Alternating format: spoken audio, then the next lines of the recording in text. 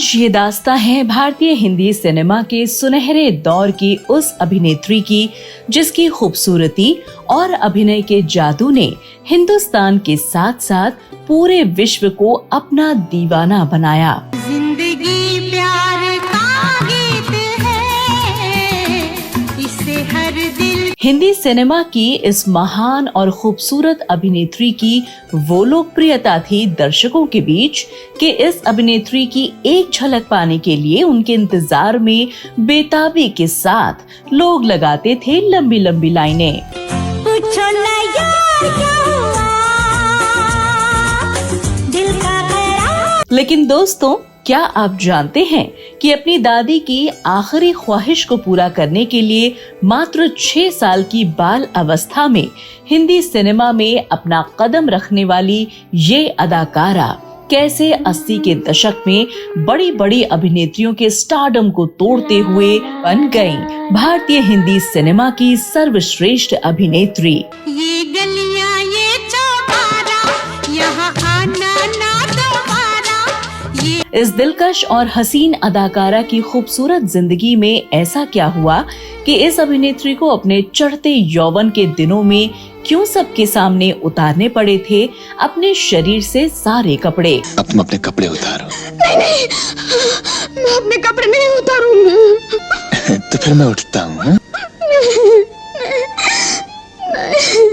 क्यों इस अभिनेत्री को नाबालिग उम्र में एक फिल्म में देना पड़ा था वो सीन जिसकी वजह से इस अभिनेत्री को झेलनी पड़ी थी समाज और दुनिया की वो आलोचना और निंदा जिसकी वजह से ये अभिनेत्री हो गई घर घर में बदनाम।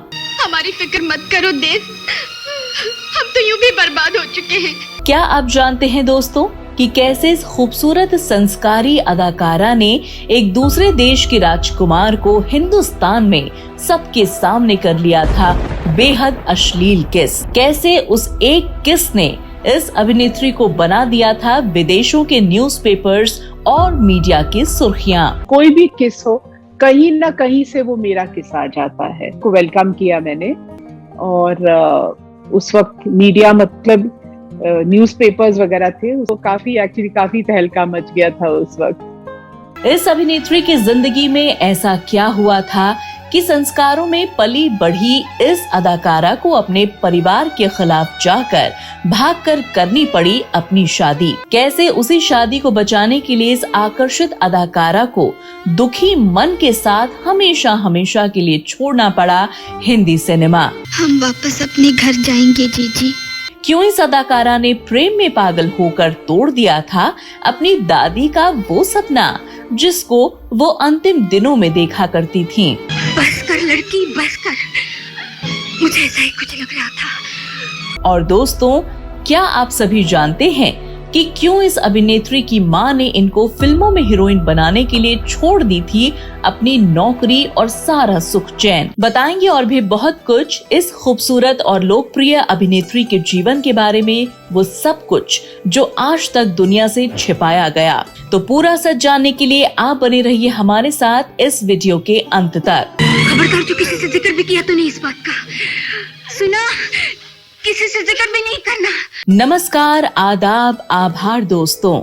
आज हम अपने इस शो में बात करने जा रहे हैं सिनेमा के गुजरे दौर की उस हसीन, खूबसूरत और चर्चित अभिनेत्री की जिसने फिल्मों में कदम रखा था एक गायिका बनने के लिए, लेकिन आगे चलकर किस्मत की लकीरों ने इनको बना दिया सबसे ज्यादा चर्चित हीरोइन। और अपनी इसी लोकप्रियता और कामयाबी की वजह से ये पूरी दुनिया में पहचानी गई आशा भोसले और लता मंगेशकर की भतीजी यानी खूबसूरत पद्मिनी कोल्हापुरी के नाम से। तुमसे मिलकर ना जाने क्यों, तुमसे मिल। कौन थी पद्मिनी, कहां से ये आई थी, क्या थे इनकी जिंदगी के विवाद और सफलता, ये सब मैं आपको बताऊं उससे पहले एक नजर डाल लेते हैं पद्मिनी के परिवार और पढ़ाई लिखाई पर। मोहब्बत है क्या चीज, मोहब्बत है क्या।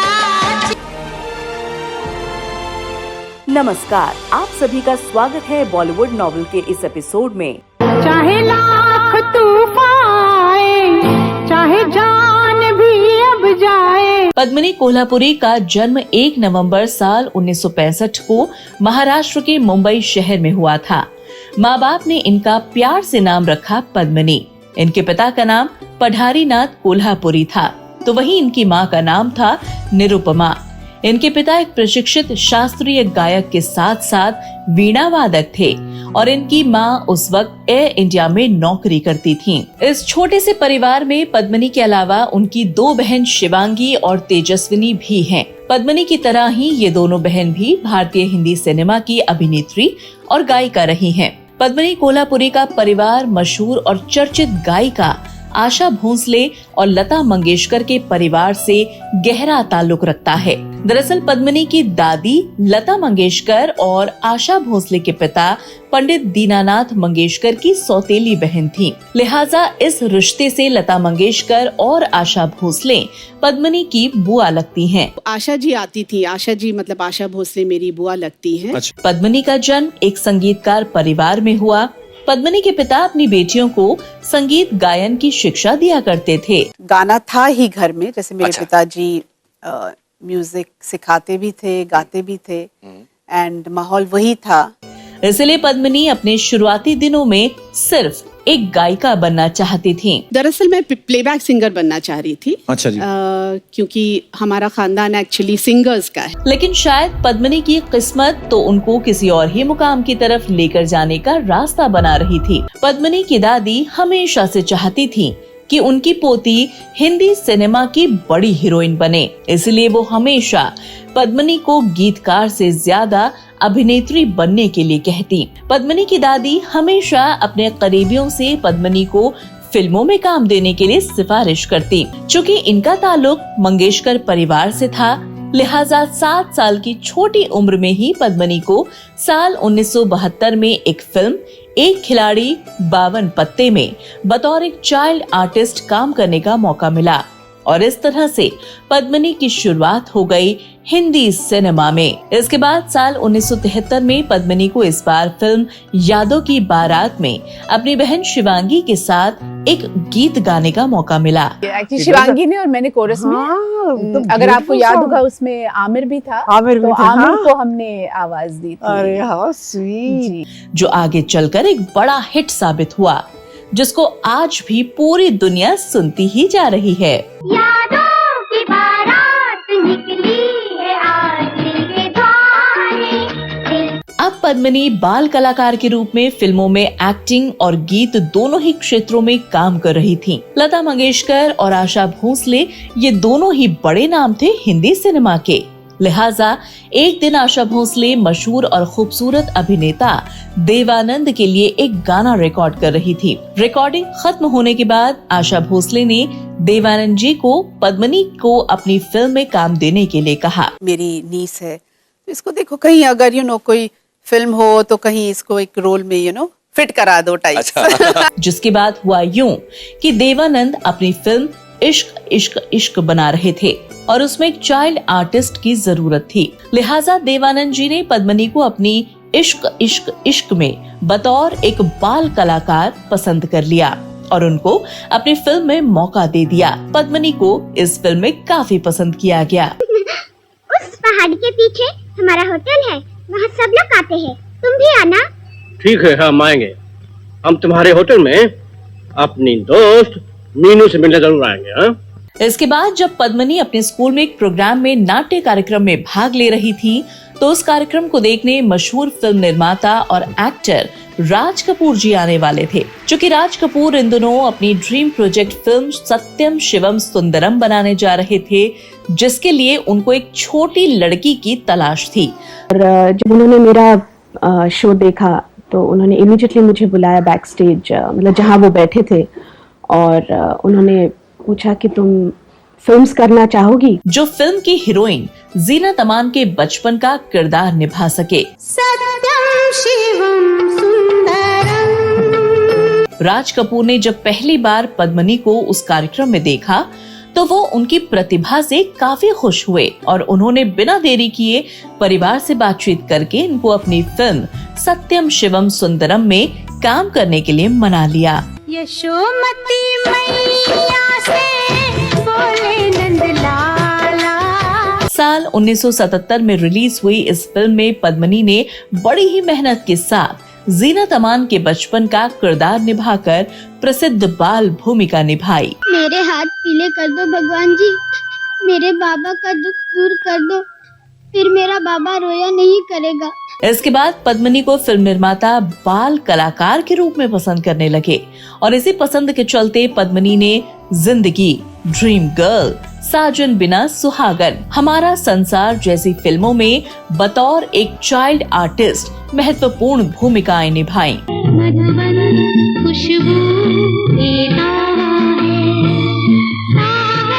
इसके बाद पद्मिनी ने बाल अवस्था से यौवन अवस्था में कदम रखा। पद्मिनी फिल्मों में सभी तरह के किरदार निभाना चाहती थीं। इसलिए साल 1980 में पद्मिनी ने एक फिल्म गहराई को साइन कर लिया। पद्मिनी ने इस फिल्म में दमदार काम किया, लेकिन पद्मिनी ने इस फिल्म के लिए एक ऐसा विवादित सीन दे दिया जिसकी वजह से पद्मिनी की समाज में काफी आलोचना हुई, तो कहीं इनके इस बोल्ड कदम की सराहना भी हुई। दरअसल फिल्म में पद्मिनी ने मशहूर एक्टर अमरीश पुरी के सामने वो बिल्कुल निर्वस्त्र हो गई थीं और पद्मिनी के इस दृश्य की वजह से उस समय फिल्म को काफी फायदा हुआ था और फिल्म एक हिट फिल्म साबित हुई थी। पद्मिनी के इस विवादित सीन की वजह से पद्मिनी हिंदी सिनेमा में आकर्षण की वजह बन गई थी। पद्मिनी के इस निर्वस्त्र सीन की वजह से समाज के एक तबके ने इनको समाज के लिए खतरा माना था। पद्मिनी का ये विवाद अभी शांत भी नहीं हुआ था कि पद्मिनी ने उसी साल 1980 में एक फिल्म इंसाफ का तराजू में फिर से एक ऐसा विवादित और बेहद बोल्ड सीन दे दिया जिसकी वजह से पद्मिनी एक बार फिर से सबकी नजरों में आ गई। इस पद्मिनी ने फिल्म में अभिनेता राज बब्बर के सामने बेहद अश्लील सीन दिया जो आगे चलकर इस फिल्म का आकर्षण बन गया। अब तुम अपने कपड़े उतारो। नहीं, मैं अपने कपड़े नहीं उतारूंगी। तो फिर मैं उठता हूँ। पद्मिनी ने अभी अपनी जवानी में कदम भी नहीं रखा था और पद्मिनी ने अपनी कुछ सीन्स की वजह से पूरे देश और दुनिया में आग लगा दी थी। पद्मिनी को इन सीन्स की वजह से काफी आलोचना और निंदा मिल रही थी, इसलिए पद्मिनी ने भविष्य में इस तरह के अश्लील सीन देने से तौबा कर ली। जो भी कलंक लगता है मुझ पर लगने दीजिए। लेकिन हिंदी सिनेमा में इनके काम की सराहना की गई और इनको इस फिल्म के लिए बेस्ट सपोर्टिंग एक्ट्रेस के फिल्म फेयर अवार्ड से सम्मानित किया गया। पद्मिनी कोल्हापुरे जीत गयी बेस्ट सपोर्टिंग एक्ट्रेस का अवार्ड फॉर इंसाफ का तराजू। पद्मिनी को ये अवार्ड 15 साल की उम्र में ही मिल गया था। अब वो वक्त था जब पद्मिनी को फिल्मों में बतौर एक हीरोइन के रूप में कदम रखना था। चूँकि पद्मिनी फिल्म फेयर जीत चुकी थी और लोकप्रिय भी थी, लिहाजा इसी कड़ी में पद्मिनी को इनकी पहली फिल्म आहिस्ता आहिस्ता मिल गई, जिसमें ये मुख्य अदाकारा के रूप में थी। मोहब्बत रंग लाती है मगर आहिस्ता आहिस्ता। साल 1981 में रिलीज हुई ये फिल्म दर्शकों के बीच अपना वो कमाल नहीं दिखा पाई जिसकी उम्मीद की जा रही थी और पद्मिनी इस फिल्म से वो सफलता नहीं हासिल कर सकी जिसकी उनको तलाश थी। इसके बाद पद्मिनी की जिंदगी में वो फिल्म आई जिसकी वजह से पद्मिनी रातों रात एक सुपरस्टार बन गई थी और इनको हिंदी सिनेमा में और दूसरी अभिनेत्रियों के मुकाबले उच्च पायदान पर बैठा दिया था और वो फिल्म थी राज कपूर की फिल्म प्रेम रोग। ये गलियां ये चौबारा यहाँ आना ना दोबारा। साल 1981 में रिलीज हुई इस फिल्म में पद्मिनी के साथ ऋषि कपूर, शम्मी कपूर, नंदा, कुलभूषण खरबंदा, रजा मुराद जैसे दिग्गज सुपरस्टार्स ने अहम भूमिका निभाई थी। इस फिल्म में पद्मिनी के अभिनय को पूरे देश में पसंद किया गया और ये फिल्म उस समय की एक बहुत बड़ी सुपर डुपर हिट फिल्म साबित हुई। मांग भर ली हमने। ये क्या किया मनोरमा? पति मान लिया है तुम्हें। अब हम अपने सुहाग की भीख मांगते हैं तुमसे। चले जाओ यहाँ से, चले जाओ। इस फिल्म में पद्मिनी के द्वारा निभाए गए उनके सशक्त यादगार अभिनय ने उनको टॉप एक्ट्रेस बना दिया था और आगे चलकर इस फिल्म के लिए पद्मिनी को सर्वश्रेष्ठ अभिनेत्री के फिल्म फेयर अवार्ड से सम्मानित किया गया था। इतनी कम उम्र में पद्मिनी को मिले इस अवार्ड से दूसरी कई एक्ट्रेसेस की नींदें उड़ गई थीं। इसके बाद तो पद्मिनी के पास बड़े बड़े फिल्म निर्माता बड़े बड़े बजट की फिल्मों के ऑफर लेकर उनके पास आने लगे और पद्मिनी उस दौर में श्रीदेवी, अनीता राज के बाद सबसे ज्यादा फिल्में साइन करने वाली तीसरी बड़ी अभिनेत्री बनी। सफलता और लोकप्रियता के इस समय में पद्मिनी ने दर्द का रिश्ता, विधाता, सौतन, वो 7 दिन, बेवफाई, स्वर्ग से सुंदर, प्यार झुकता नहीं, जमाने को दिखाना है, दाता और मजदूर जैसी हिट और सुपर हिट फिल्म भारतीय हिंदी सिनेमा को दी और अपने नाम की शोहरत को दिन दुनी रात चौगुना किया।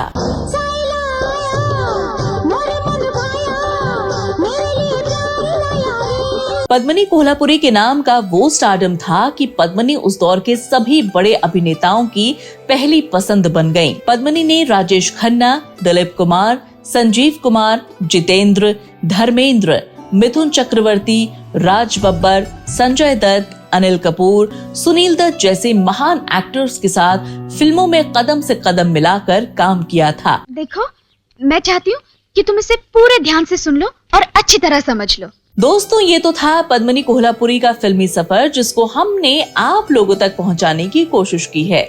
अब बात करते हैं पद्मिनी कोल्हापुरी के उन विवादों की जिसकी वजह से आज भी ये अभिनेत्री सोशल मीडिया और लोगों के बीच लोकप्रिय है। पद्मिनी कोल्हापुरी साल 1980 में जब फिल्म आहिस्ता आहिस्ता की शूटिंग कर रही थी, तो ठीक उसी समय हिंदुस्तान में ब्रिटेन के राजकुमार प्रिंस चार्ल्स दौरे पर आए हुए थे। प्रिंस चार्ल्स भारतीय हिंदी सिनेमा से काफी प्रभावित थे, लिहाजा वो हिंदी सिनेमा की फिल्मों की शूटिंग को देखना चाहते थे। प्रिंस चार्ल्स को उस वक्त मुंबई में स्थित राजकमल फिल्म स्टूडियोज ले जाया गया, जहां उस वक्त पद्मिनी कोल्हापुरी की फिल्म की शूटिंग चल रही थी। प्रिंस चार्ल्स जब सेट पर पहुंचे तो उनका भारतीय संस्कृति के हिसाब से स्वागत किया गया। इसके बाद प्रिंस चार्ल्स को फिल्म के एक्टर और एक्ट्रेसेस से मिलवाया गया, लेकिन प्रिंस चार्ल्स जब पद्मिनी कोल्हापुरी के पास पहुंचे तो पद्मिनी एकदम से उनके गले लग गयी और उनको सबके सामने किस कर लिया। पद्मिनी ने जिस दौर में खुलेआम किस किया था, उस वक्त किस करना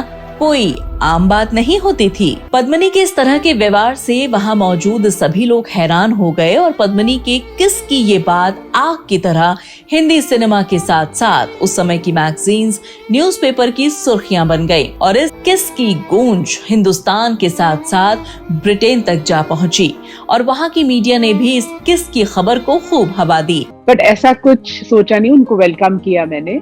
और उस वक्त मीडिया मतलब न्यूज़पेपर्स वगैरह थे उस वक्त पर वो काफी तहलका मच गया था उस वक्त।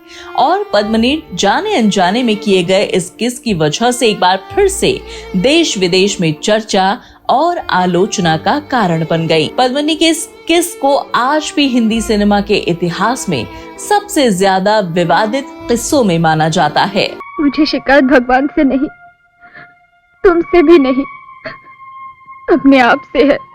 इसके बाद इनका दूसरा विवाद जुड़ा है मशहूर फिल्म अभिनेता राज कपूर के साथ। दरअसल पद्मिनी को राज कपूर ने अपनी फिल्म सत्यम शिवम सुंदरम के जरिए लोगों के बीच लोकप्रिय किया था और पद्मिनी राज कपूर की पसंदीदा अभिनेत्री भी थीं। राज कपूर अपनी पसंदीदा अभिनेत्री के साथ फिल्म राम तेरी गंगा मैली हो गई बनाना चाहते थे, लेकिन पद्मिनी ने जब इस फिल्म की स्क्रिप्ट सुनी तो उन्होंने इस फिल्म के लिए राज कपूर को साफ मना कर दिया, क्योंकि पद्मिनी पहले से अपने बोल्ड सीन्स के चलते काफी आलोचना और बदनामी झेल चुकी थीं और अब वो अपनी जिंदगी में ऐसा कुछ भी नहीं करना चाहती थी जिसकी वजह से उनके आने वाले भविष्य पर बुरा असर पड़े। इसलिए पद्मिनी ने राज कपूर को मना कर दिया था और इस इनकार के बाद से ही दोनों के बीच दूरियां बढ़ गई थीं। मैं चुप रह गई एंड आई सेड नहीं राज अंकल, मैं नहीं कर सकती है।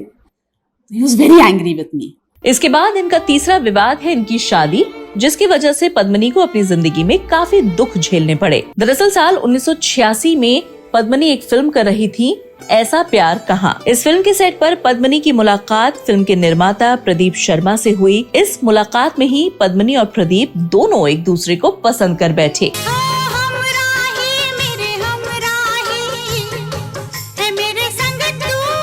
और दोनों ने कुछ मुलाकातों और बातों के बाद शादी के बंधन में बंधने का फैसला किया। लेकिन इन दोनों की शादी इतनी आसान नहीं रही, क्योंकि प्रदीप और पद्मिनी दोनों ही अलग अलग समाज और जाति से थे और पद्मिनी के घर वालों को ये रिश्ता कतई मंजूर नहीं था। परिवार वालों को काफी मनाने की कोशिश की गई, लेकिन जब पद्मिनी को परिवार का साथ नहीं मिला तो पद्मिनी ने घर से भागकर परिवार वालों के खिलाफ जाकर 15 अगस्त साल 1986 को शादी कर ली। और एक दुल्हन तुम हो जिसे इस तरह ब्याह करना पड़ रहा है, चुपचाप चोरी से।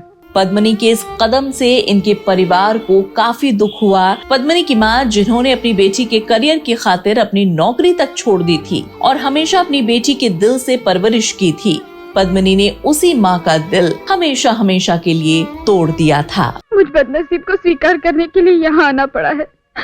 मेरे घर वालों के आशीर्वाद की जगह उनकी बद्दुआएं ही मिलेंगी तुम्हें बदले में।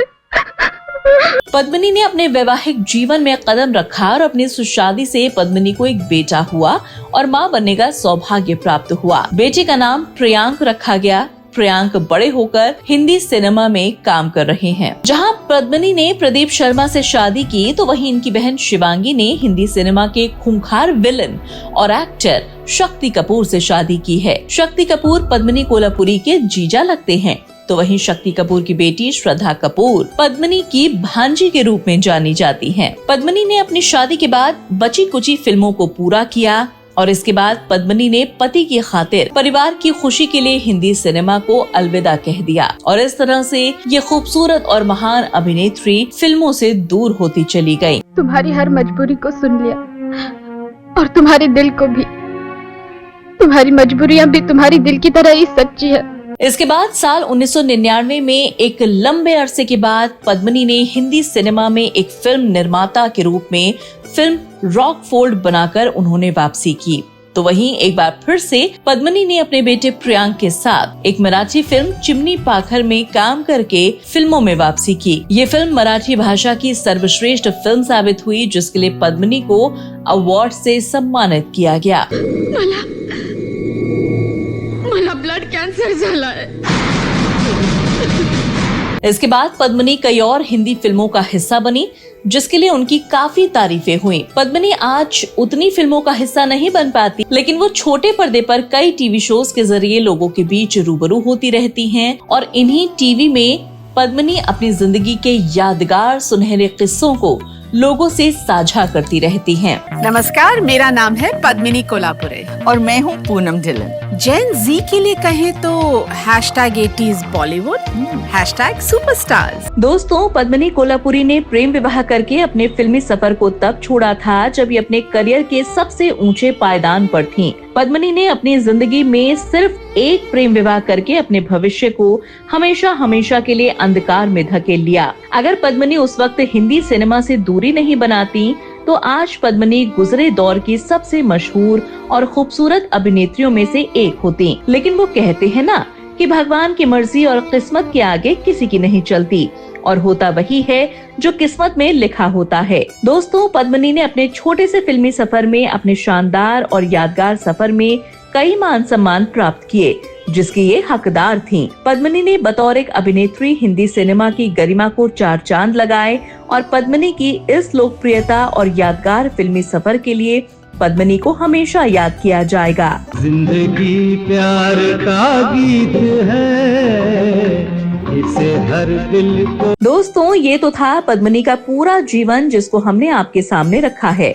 आपको क्या लगता है, पद्मिनी की जिंदगी में जो विवाद हुआ वो जाने अनजाने में हुआ या वो एक सोची समझी रणनीति के साथ हुआ? दोस्तों, आपको क्या लगता है कि पद्मिनी ने जो शादी की, क्या वो शादी इनकी जिंदगी की बर्बादी का कारण थी? आप अपनी बात कमेंट के जरिए हमसे साझा कर सकते हैं, और अगर आपके पास पद्मिनी से जुड़ा कोई भी किस्सा है तो वो भी आप हमसे शेयर कर सकते हैं और दर्शकों के बीच रख सकते हैं। तुमसे मिलकर ना जाने क्यों। तो दोस्तों, ये थी पद्मिनी कोल्हापुरी, जो गुजरे दौर की एक महान और खूबसूरत अभिनेत्री रही हैं।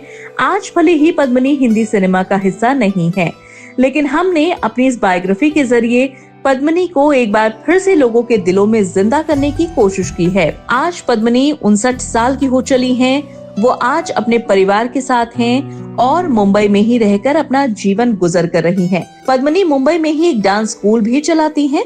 पद्मिनी कोल्हापुरी के इस शानदार फिल्मी सफर को बॉलीवुड नॉवेल की पूरी टीम दिल से सलाम करती है और पद्मिनी हमेशा स्वस्थ रहे इसकी कामना करती है। दोस्तों, आप लोग पद्मिनी को लेकर क्या सोचते हैं? आप अपनी बात जरूर रखें। और अगर आपको आज का हमारा ये शो पसंद आया हो तो आप वीडियो को अपना प्यार देना, लाइक, शेयर और कमेंट और सब्सक्राइब करना बिल्कुल ना भूलें। बहुत जल्द एक बार फिर से ऐसी ही महान किसी हस्ती की जिंदगी को लेकर आपके सामने फिर से हाजिर होंगे। तब तक के लिए आप अपना और अपने परिवार का ख्याल रखें, सुरक्षित रहें। धन्यवाद। सपनों की शहनाई बीते दिनों को पुकार